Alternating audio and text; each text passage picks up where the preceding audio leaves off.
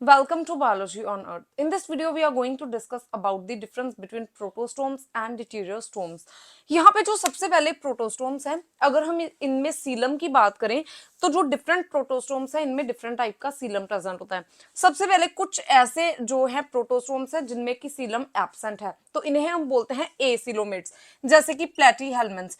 उसके बाद कुछ ऐसे जो प्रोटोस्टोम्स हैं जिनमें की फॉल्स सीलम प्रेजेंट होता है, तो इसे हम बोलते हैं सीडो सीलम। और जिन प्रोटोस्टोम्स में ये सीलम प्रेजेंट होता है इन्हें हम बोलते हैं pseudocoelomates, which include the nematodes.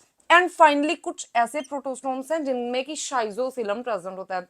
Now यहाँ पे जो ये सीडोसीलम है, सीडोसीलम का मतलब है कि यहाँ पे जो सीलम है it is not fully covered by mesoderm on both sides. तो जब यहाँ पे जो एक साइड है इसमें मीजोडम प्रेजेंट हो और दूसरी साइड से जो सीलम है ये मीजोडर्म से कवर ना हो, तो इसे हम बोलते हैं सीडोसीलम। देन यहाँ पे जो शाइजोसीलम है it is present in annelid mollusc and arthropods. लेकिन अगर हम ड्यूटेरोस्टोम्स की बात करें तो दो तरह के ड्यूटेरोस्टोम्स होते हैं, which include the echinoderms and chordates. And दोनों में जो है ये एंटीरोसीलम प्रेजेंट होता है, so that's why they are called the enterocoelomates. तो यहाँ पे क्या है कि जो सीलम है which is a body cavity, it is fully covered by mesoderm on both sides, means ये parietal layer and visceral layer दोनों तरफ जो है present है।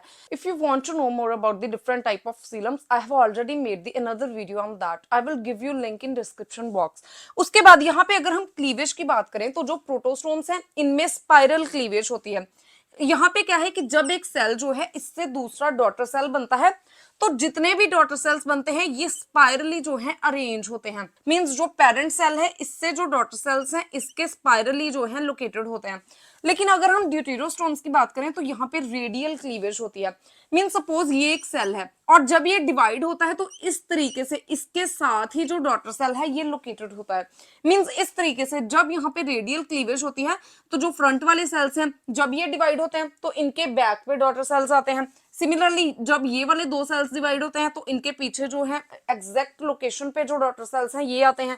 लेकिन यहाँ पे अगर हम स्पाइरल क्लीवेज की बात करें तो जो सेल्स हैं जब ये डिवाइड होते हैं तो जो इनके डॉटर सेल्स हैं ये स्पाइरली अरेंज्ड होते हैं टू दी पेरेंट सेल्स। तो इस तरीके से दो तरह की जो है क्लीवेज होती है। जो स्पाइरल क्लीवेज है ये यहाँ पे प्रोटोस्टोम्स में होती है, लेकिन जो ड्यूटेरोस्टोम्स है इनमें यहाँ पे रेडियल क्लीवेज होती है। उसके बाद अगर हम ब्लास्टोफोर की बात करें तो जो ब्लास्टोफोर है it develop into mouth first. Means यहाँ पे सबसे पहले जब एम्ब्रियोनिक डेवलपमेंट होती है तो सबसे पहले जो माउथ है इसकी डेवलपमेंट होती है, उसके बाद जो है एनस की डेवलपमेंट होती है। लेकिन अगर हम ड्यूटेरोस्टोम्स की बात करें तो यहाँ पे जो ब्लास्टोफोर है इट डिवेलप इनटू एनस। तो यहाँ पे सबसे पहले एनस की फॉर्मेशन होती है और उसके बाद माउथ की फॉर्मेशन या फिर डेवलपमेंट होती है। उसके बाद अगर हम यहाँ पे जो है डेवलपमेंट और type of development, type of cleavage की बात करें तो जो प्रोटोस्टोम्स हैं यहाँ पे डिटर्मिनेट एंड मोजाइक डेवलपमेंट होती है। इसका मतलब है कि जो developmental fate of cells set during early development, कि जब एम्ब्रियोनिक डेवलपमेंट होती है तो ड्यूरिंग अर्ली डेवलपमेंट जितने भी सेल्स हैं एम्ब्रियो में इनका जो फेट है ये डिसाइड हो जाता है। क्योंकि ये अर्ली एम्ब्रियोनिक स्टेजेस में जो फेट ऑफ सेल्स है ये डिसाइड हो जाता है, तो इससे क्या होता है कि जब हम यहाँ पे एम्ब्रियो है अगर हम इसके सेल्स को सेपरेट करते हैं तो हर एक जो सेल है क्योंकि इसका फेट जो है ये पहले से ही डिवाइड है, सॉरी पहले से ही सेट हो चुका है, तो ये जो इंडिविजुअल सेल्स हैं ये एक फुल फ्लेज एम्ब्रियो की डेवलपमेंट नहीं कर सकते।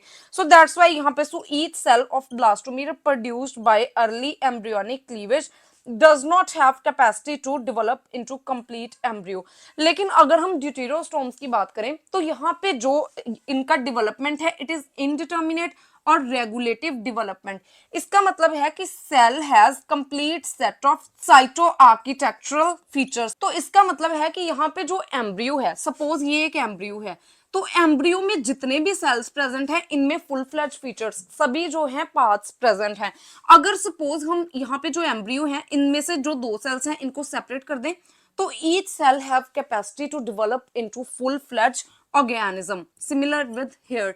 तो जैसे अगर हम ह्यूमंस में बात करें तो जो ट्विन्स की डेवलपमेंट है, कई बार क्या होता है कि जो डिफरेंट टाइप के ट्विन्स होते हैं, तो कई बार क्या होता है कि जो एम्ब्रियो है ये डिवाइड हो जाती है इनटू टू एम्ब्रियोज। तो हर एक जो एम्ब्रियो में सेल का पोर्शन है ये डिफरेंट इंडिविजुअल की डेवलपमेंट होती है। तो इस तरीके से जो ट्विन्स हैं इनकी डेवलपमेंट होती है, because the embryo undergo indeterminate and regulative development, so that's why if you separate the cells from embryo, each cell has capacity to develop into full-fledged organism. So this is all about the difference between protostome and deuteriostome. If you have any type of query regarding this topic, please ask me in comment section, and if you find the content useful, please like and share the video and subscribe my channel Biology on Earth.